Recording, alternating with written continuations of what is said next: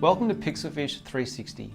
Today we're going to talk about mobile responsive web design, otherwise known as mobile friendly website design. So for today's discussion we've decided to call it Get Mobile or Get Lost. Back in 2013, the use of mobile devices such as your smartphone or tablets overtook the traditional use of browsing websites on devices such as your laptop or PC. So we thought it's a great opportunity to talk about mobile responsive web design and what it is and how it benefits business.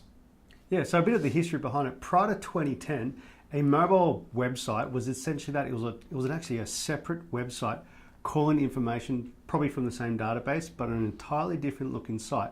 Or it was your standard site on a mobile device, and when people had to look at it, they had to pinch and zoom and scroll and drag, and a terrible user experience.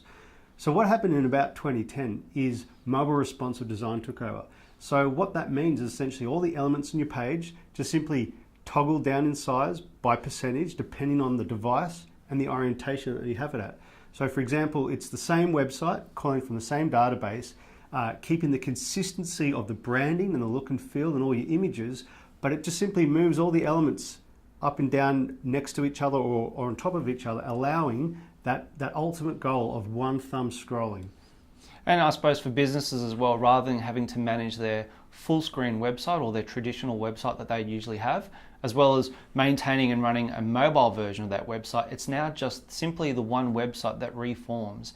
And everyone has so many different size mobile devices of screens of all different sizes. There's probably 4 or 5 different key sizes that websites reshape to. So I like to think of it as the in the movies when you think of the Transformers. You know, 1 minute it's a car driving on the road, next minute it's transformed into this huge monster.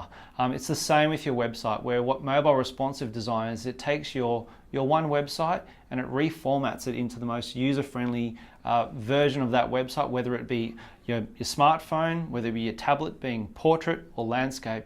It'll reformat that website to help the user actually use it. Yeah, and it's essentially just style sheets or code that is simply just, again, toggling those elements on top of each other so it lays out in one continuous scroll, which gives users the ability to, I guess, look at your website with confidence and being able to sort of check out all the content on your site without having to pinch and zoom, so the drop-off rate is far lower. Yeah, and I think obviously we've touched on the fact that for the user experience it's far great.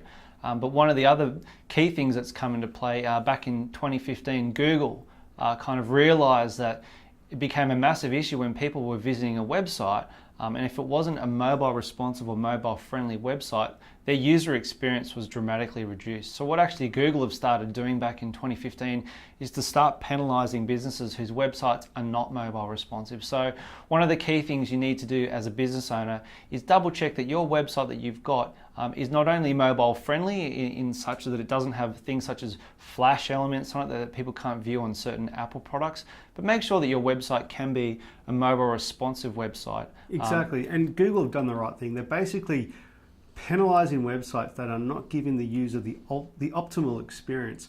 So generally, if your website's from about 2010 era, your site will load like Kevin was saying, but it's not responding in size and it's not optimal for the user. So what you want to make sure that you do is that when you engage with a new digital partner to build a new website, that the theme framework that you guys are using is set up to be mobile responsive, and like we're saying, there's so many benefits to it.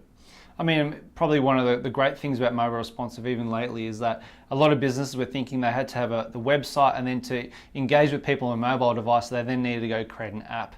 And whilst apps are fantastic for certain purposes, for a lot of businesses that were just merely replicating their website on an app, that no longer is needed. Essentially, by having a mobile responsive design, when someone visits your website, it'll be a fantastic experience for them to be able to scroll through your website, click on phone numbers that will automatically call, all those kind of things that really, really help businesses nowadays. So, and what we're finding with online stores, and obviously there's 70% of people out there that now prefer to shop on a mobile device than in store. Now, that stat's pretty amazing. And look, where are those statistics? Where are those people that actually sit at home and we buy our items and our clothes and our shoes on our iPads and our mobile devices? So if you can give your website and your user that's using it the optimal experience and let them, I guess, embrace that mobile revolution, then you're a long way to, I guess, success on the online space. Well, there you go.